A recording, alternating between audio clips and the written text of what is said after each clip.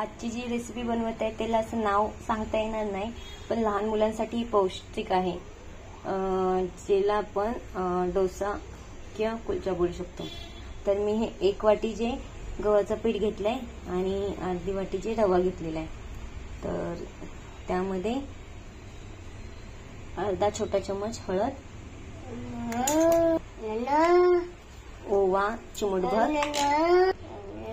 जिरा घेतलेला आहे, एक बारीक चिरलेली मिरची, लहान मुलं खाणार म्हणून जास्त मिरची न टाकता, बारीक चिरलेला कांदा, भाज्या ज्या आवडीनुसार किंवा मुलं जर भाज्या खात नसतील तर त्यामध्ये अशा पद्धतीने भाज्या घालून देऊ शकतो, टोमॅटो बारीक चिरलेला,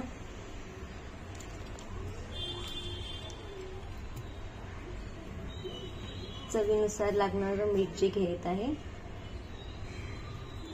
आता शाळा सुरू झालेल्या आहे, मस्त पावसाचे दिवस आहेत, तर गरमागरम झटपट असा नाश्ता हे आपण दहीमध्ये पण मिक्स करू शकतो, पण मी यामध्ये पाणी घेऊनच करणार आहे।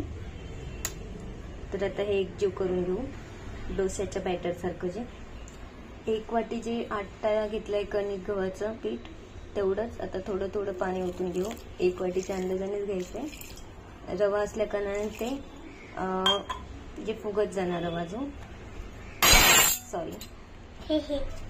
सकाळच्या नाश्त्याला जे झटपट असा हा नाश्ता आहे, टिफिनला म्हणा किंवा नाश्त्यासाठी। तर हे एकजीव करून घेऊ। आपण हे चम्मचने किंवा ग्राइंडरने करू शकतो मिक्स, किंवा हाताने सुद्धा। रवा असल्या कारणाने पाणी भरपूर लागत आहे, जे मी आधी 1 वाटी घेतलं, पुन्हा 1 वाटी त्यामध्ये घेतलेलं आहे पाणी। आता हे 5 ते 7 मिनिटं एकजीव होण्यासाठी ठेवून देऊ झाकून। आता हे झालेलं आहे बॅटर जे।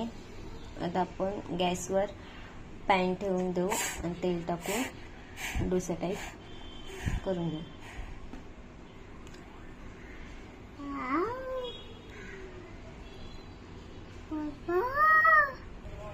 तर आता पॅन तापलेला आहे,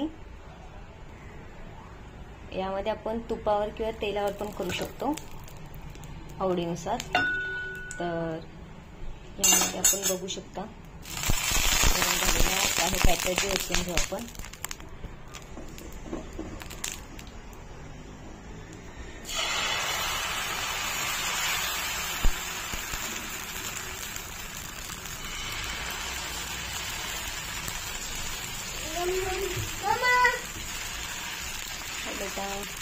आता त्यावर झाकण ठेवू,